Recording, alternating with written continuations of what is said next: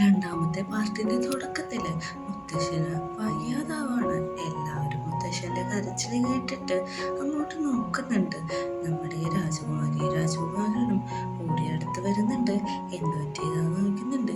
എനിക്ക് വയറുവേദന എടുക്കുന്നു, സഹിക്കാൻ പറ്റില്ല എന്നാണ് പറയുന്നത്. അങ്ങനെ കൊട്ടാര വൈദ്യനെ വിളിക്കുന്നുണ്ട്. വൈദ്യൻ പറയുന്നുണ്ട്, ഇത് എനിക്കിനി ഒന്നും ചെയ്യാൻ പറ്റത്തില്ല, വേദന സഹിക്കാൻ മാത്രമേ പറ്റത്തുള്ളൂ എന്ന് പറയുന്നുണ്ട്. രാജാവാണെങ്കിൽ വേദന എടുത്ത് ഭയങ്കരമായിട്ട് കിടന്ന് നിലവിളിക്കാണ്. രണ്ടാം ഭാര്യ പറയുന്നുണ്ട്, ഇത്ര വേദന സഹിക്കുന്ന എന്തിനാന്ന്. ഇതെല്ലാം കണ്ടുകൊണ്ട് രാജകുമാരി നിൽക്കുന്നുണ്ട്. മുത്തച്ഛൻ വിളിച്ചു പറയുന്നുണ്ട്, എന്നെ അങ്ങ് കൊന്നേക്ക്, എനിക്ക് വേദന സഹിക്കാൻ പറ്റില്ലെന്ന്. ഇത് കേൾക്കുന്ന രണ്ടാം ഭാര്യ പറയുന്നുണ്ട്, മുത്തശ്ശന്റെ ആഗ്രഹം അതാണെങ്കിൽ അങ്ങ് ചെയ്യാൻ. പക്ഷെ രാജകുമാരി പറയാണ്, അതിൻ്റെ ഒന്നും ആവശ്യമില്ല, ഞാൻ MBBS പാസ്സായൊരു കൊച്ചാണ്, അതുകൊണ്ട് തന്നെ ഇത് ഞാൻ ഓപ്പറേഷൻ ചെയ്തവളാണ്. ഇവള് പറയുന്ന ആർക്കും മനസ്സിലാവുന്നില്ല. അങ്ങനെ അമ്മായിയമ്മേനെയും രണ്ടാം ഭാര്യേനെയും അവിടുന്ന് പോകാൻ പറഞ്ഞ് അവിടെ പുറത്താക്കുന്നുണ്ട്.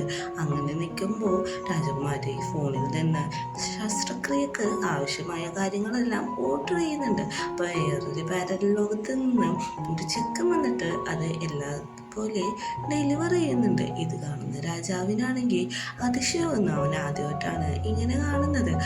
അങ്ങനെ ഓപ്പറേഷന് വേണ്ട സാധനങ്ങളെല്ലാം അവിടെ എത്തിയിട്ടുണ്ട്. ലൈറ്റും കാര്യങ്ങളെല്ലാം സെറ്റാക്കിയിട്ട് രാജകുമാരി ഓപ്പറേഷൻ സ്റ്റാർട്ട് ചെയ്യാണ്. ഇവളിങ്ങനെയൊക്കെ ചെയ്യുന്നത് എന്താണെന്ന് നോക്കി രാജകുമാരനും അടുത്ത് തന്നെ നിൽക്കുന്നുണ്ട്. അമ്മായിയമ്മ രണ്ടാം ഭാര്യയാണെങ്കിൽ പുറത്തേന്ന് ഇവരെന്തായാലും മരിച്ചിട്ടുണ്ടാവും, ഇവൾക്ക് ഒന്നും ചെയ്യാനൊന്നും അറിയത്തില്ല, കാരണം കൊട്ടാരം വൈദ്യം വരെയും ഒഴിഞ്ഞു മാറിയെന്ന കാര്യമില്ലേ എന്നൊക്കെ കുറിച്ച് സംസാരിച്ചുകൊണ്ടിരിക്കുകയാണ്. നമുക്കെന്തായാലും ഉറപ്പുണ്ട് അവൾ അയാളെ സ്വർഗത്തിലേക്കോ അല്ലെങ്കിൽ നരകത്തിലേക്കോ വിടുന്നു. ഉള്ളിൽ നിന്നൊരു ഒച്ച കേൾക്കുമ്പോൾ അയാൾ മരിച്ചെന്ന് അവർ ഉറപ്പിക്കുകയാണ്. അങ്ങനെ ഓപ്പറേഷൻ എല്ലാം കഴിഞ്ഞ് മുത്തച്ഛൻ ബോധമുണരാതെ കിടക്കുന്നുണ്ട്.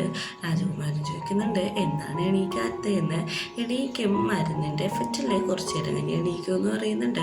പെട്ടെന്ന് തന്നെ അമ്മായിമ്മ രണ്ടാമരെ അങ്ങോട്ട് കയറി വന്നിട്ട്, ഇത്ര പെട്ടെന്ന് മുത്തശ്ശൻ മരിച്ചല്ലോ, ഇവൾ കാരണമാണ് മുത്തശ്ശൻ മരിച്ചത്, ഞങ്ങൾ അപ്പോഴേ പറഞ്ഞില്ലേ ഇതൊന്നും വേണ്ടാന്ന്. ഇവളെ പിടിച്ച തുറങ്കിൽ അടുക്ക്, ഈ നശിച്ചവള് കാരണം ഈ കൊട്ടാരത്തിലെല്ലാം വൃത്തികേടായിട്ടുള്ള കാര്യങ്ങളാണ് നടക്കുന്നത് എന്നൊക്കെ പറഞ്ഞു ഒച്ചെടുത്തോണ്ടിരിക്കുകയാണ്. അപ്പോഴേക്കും മുത്തശ്ശൻ എണീക്കുന്നുണ്ട്. ആരുടെ കാര്യം നിങ്ങൾ പറഞ്ഞെന്ന് പറയുന്നുണ്ട്. എല്ലാവരും നല്ല രീതിയിൽ പേടിക്കുന്നുണ്ട്. ഇവള് ചോദിക്കുന്നുണ്ട്, മുത്തശ്ശൻ മരിച്ചില്ലേ എന്ന്. ഇതും കൂടി കേൾക്കുമ്പോഴേക്കും മുത്തശ്ശന് ദേഷ്യമായിട്ട് ഇവരെ തുറങ്കലെടുക്കാനായിട്ട് പറയുന്നുണ്ട്.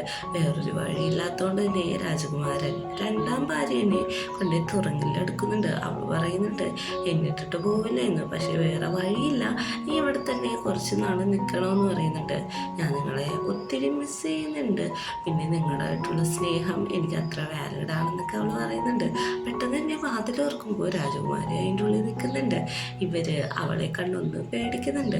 അവള് പെട്ടെന്ന് തന്നെ കളിയാക്കി പറയുന്നുണ്ട്, ഓ സോറി, ഇത്ര നാൾ ഞാനിവിടെ താമസിച്ച, വന്ന് കയറിക്കോ, ഇനി നിങ്ങളുടെ ഊഴോന്ന് പറഞ്ഞിട്ട് അവൾ അവിടുന്ന് പോവാണ്. രാജാവും അവളുടെ പുറകെ പോകുന്നുണ്ട്.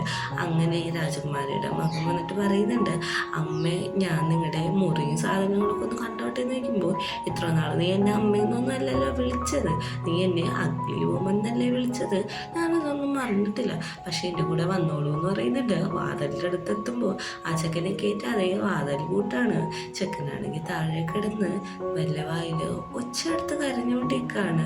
ഇത് കേൾക്കുന്ന രാജകുമാരി അകത്ത് നിന്ന് വാട്ടർമെലൻ കഴിച്ചുകൊണ്ട് പറയുന്നുണ്ട്, ഓ എന്തൊരു റിഫ്രഷിംഗ് ആണ് ഈ ഒച്ചയും ഇതൊക്കെ കഴിക്കാന്ന്. അവനാണെങ്കിൽ പുറത്തുനിന്ന് കരഞ്ഞ് തളർന്ന് രാജകുമാരൻ്റെ അടുത്ത് പോയി പറയുന്നുണ്ട്, എൻ്റെ അമ്മ അകത്തേക്ക് കയറ്റിയിട്ടില്ല, എനിക്ക് കയറണം, ഞാൻ അവരുടെ സ്വന്തം മോനല്ലേ എന്നൊക്കെ പറയുന്നുണ്ട്. ഇത് കേൾക്കുന്ന ദേഷ്യവന്റെ രാജാവാണെങ്കിൽ ആ മുറിയുടെ ഉള്ളിൽ എന്താണെന്ന് അറിയാൻ വാതിൽ ചവിട്ടിപ്പൊളിച്ചാണ് അകത്തേക്ക് കയറുന്നത്. നിങ്ങൾക്ക് ഒരു മാനേഴ്സും ഇല്ലേ, വാതിലൊന്നും നോക്കിയാൽ അറിയാൻ പാടില്ലേ എന്നാണ് രാജകുമാരി ചോദിക്കുന്നത്. അവൻ വാതിൽ പറഞ്ഞ് ഇവളെ ദേഷ്യപ്പെട്ട് നോക്കുമ്പോൾ അകത്ത് പല പല സാധനങ്ങൾ കണ്ട് അവൻ പേടിക്കുന്നുണ്ട്. വാഷിംഗ് മെഷീൻ വരെ കണ്ട് പേടിക്കുന്നുണ്ട്. ഇതൊക്കെ എന്താന്ന് നോക്കുമ്പോൾ ഇതൊക്കെ നീ അറിയാത്ത കുറേ കാര്യങ്ങളാണ്, ഇതൊക്കെ പറഞ്ഞാലും നിനക്ക് മനസ്സിലാവാൻ പോണില്ല എന്ന് പറഞ്ഞിട്ട് രാജകുമാരനോട് തർക്കിച്ചുകൊണ്ടിരിക്കുകയാണ്.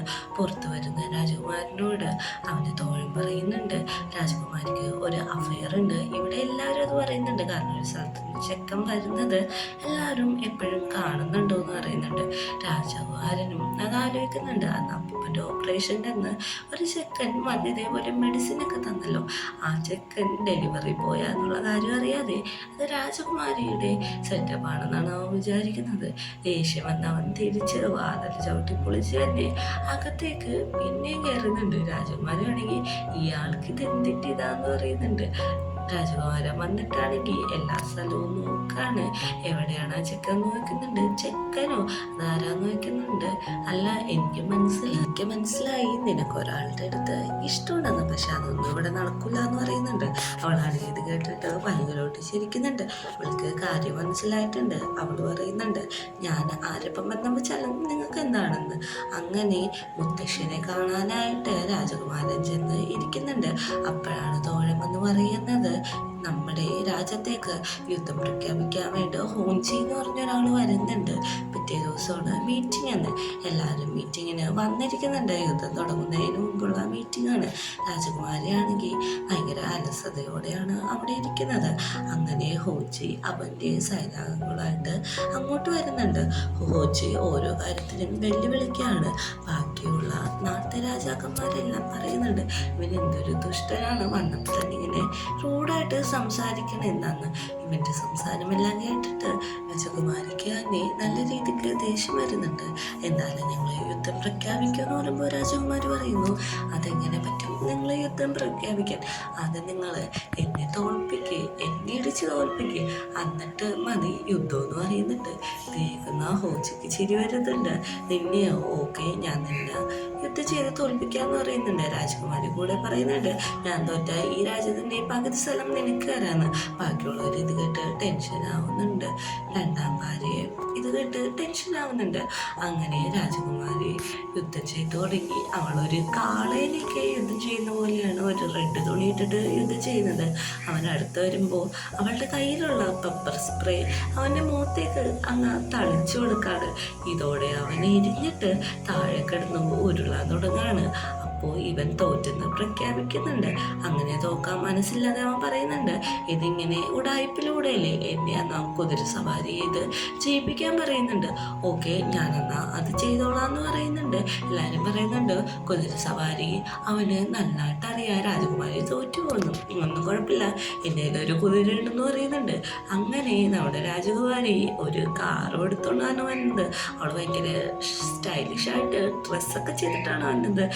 പറയുന്നുണ്ട്, ഞാൻ ഈ ഡ്രസ്സ് ഇട്ടത് വേറെ ഒന്നുമല്ല, ഈ വണ്ടി ഓടിക്കാൻ പറ്റില്ലെന്ന്.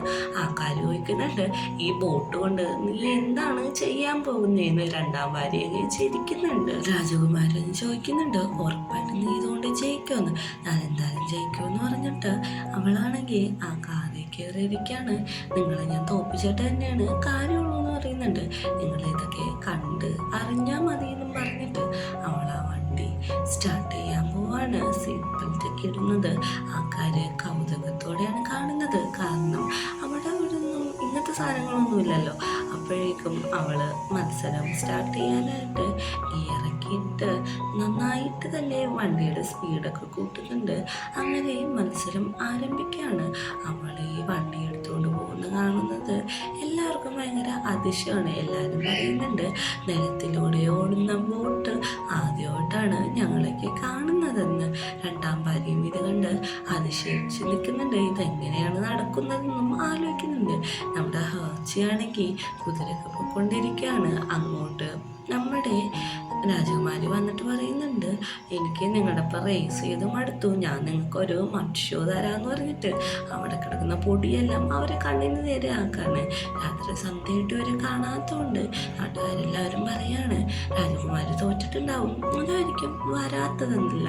എല്ലാവരും ഭയങ്കര അതിശയത്തോടെ നിൽക്കുകയാണ്. രണ്ടാം ഭാര്യക്ക് സന്തോഷമാണ് രാജകുമാരി വരാത്തതിൽ. പെട്ടെന്ന് അങ്ങോട്ട് രാജകുമാരി കാറിന് വന്ന് നിൽക്കുന്നുണ്ട്. എല്ലാവരും സന്തോഷിക്കുന്നുണ്ട്. അങ്ങനെ അവർ യുദ്ധത്തിൽ ജയിച്ചല്ലോ. എല്ലാവരോടും മുമ്പിൽ രാജകുമാരി പറയുന്നുണ്ട്, ഞാൻ ജയിച്ചു എന്ന്. ഹോഞ്ചി അങ്ങോട്ട് വന്നിട്ട് പറയുന്നുണ്ട്, ഞങ്ങളെ ട്രിക്ക് ചെയ്താണെന്നുള്ളു ജയിച്ചത്, ഞങ്ങളുടെ കണ്ണിലൊക്കെ മണ്ണാക്കി എന്ന് പറയുന്നുണ്ട്. അതിന് തെളിവ് എന്തെങ്കിലും ഉണ്ടോ എന്ന് വയ്ക്കുന്നുണ്ട്. തെളിവ് നിൻ്റെ ഇല്ലെങ്കിൽ നീ കാണിക്കാനാണ് എല്ലാവരും പറയുന്നത്. ഓക്കെ, ഞാൻ കാണിക്കാന്ന് പറഞ്ഞിട്ട് രാജകുമാരി അവളുടെ ഫോണിൽ ഷൂട്ട് ചെയ്ത ഫോട്ടോസും റെക്കോർഡുകളും കാര്യങ്ങളെല്ലാം പ്രൊജക്ടർ പോലെ ആക്കി കാണിച്ചു കൊടുക്കുകയാണ്. എല്ലാവരും പറയുന്നുണ്ട് ഞങ്ങളുടെ രാജകുമാരി തന്നെയാണ് ജയിച്ചത്, ഇനി ഈ സ്ഥലം വിട്ടിട്ട് പോകാൻ. ഇതും കൂടി കാണുന്ന രാജാവ് പറയുന്നുണ്ട് ഇപ്പൊ തന്നെ എല്ലാവരും ഇവിടുന്ന് പൊക്കോളണം, അല്ലെങ്കിൽ ഞങ്ങൾ അങ്ങോട്ട് യുദ്ധം പ്രഖ്യാപിക്കുമെന്ന്. അങ്ങനെ തിരിച്ച് എല്ലാം കഴിഞ്ഞ് രാജകുമാരി കാറിന് കയറി വീട്ടിൽ പോകാൻ നിൽക്കുന്ന സമയത്ത് രാജകുമാരി വന്നിട്ട് ചോദിക്കുന്നുണ്ട് എനിക്കിത് കയറണമെന്ന് ആഗ്രഹമുണ്ട്, എനിക്കും കൂടി ഇത് കയറാൻ പറ്റുമെന്ന്. തീർച്ചയായും കയറാം, അതിന് നിങ്ങൾ പൈസ തന്നെ, എത്ര പൈസ വരുമെന്ന് ചോദിക്കുന്നുണ്ട്. ഞാൻ നിനക്ക് വെള്ളിക്കാശ് കുറേ തരാമെന്ന് പറയുന്നുണ്ട്. ഓക്കെ, നിങ്ങളെന്ന് കയറിക്കോളാൻ പറയുന്നുണ്ട്. അങ്ങനെ രാജകുമാരനും അതിൽ കയറുന്നുണ്ട്. അവള് സീറ്റ് ബെൽറ്റ് ഇട്ട് കൊടുക്കുമ്പോഴേക്കും അവളെ കണ്ടിട്ട് രാജകുമാരന് വല്ലാതെ സെഡ്യൂസ് ആവുന്നുണ്ട്. അവന് ചോദിക്കുന്നുണ്ട് എന്നെ സെഡ്യൂസ് ആക്കാനാണോ നീ ഇങ്ങനെ ചെയ്യുന്നതെന്ന്, നീ എന്നെ ഒന്നും ചെയ്യാൻ പാടില്ല, എനിക്ക് നിന്നോട് താല്പര്യമില്ലെന്ന് പറഞ്ഞല്ലേ എന്ന് ചോദിക്കുന്നുണ്ട്. അതിനെന്താ താല്പര്യമില്ലാതെ, ഞാൻ നിന്റെ ഭർത്താവാണ്, എനിക്ക് താല്പര്യമില്ലെങ്കിലും കുഴപ്പമില്ല, എനിക്ക് താല്പര്യം ഉണ്ടായാൽ മതി എന്ന് പറയുന്നുണ്ട്.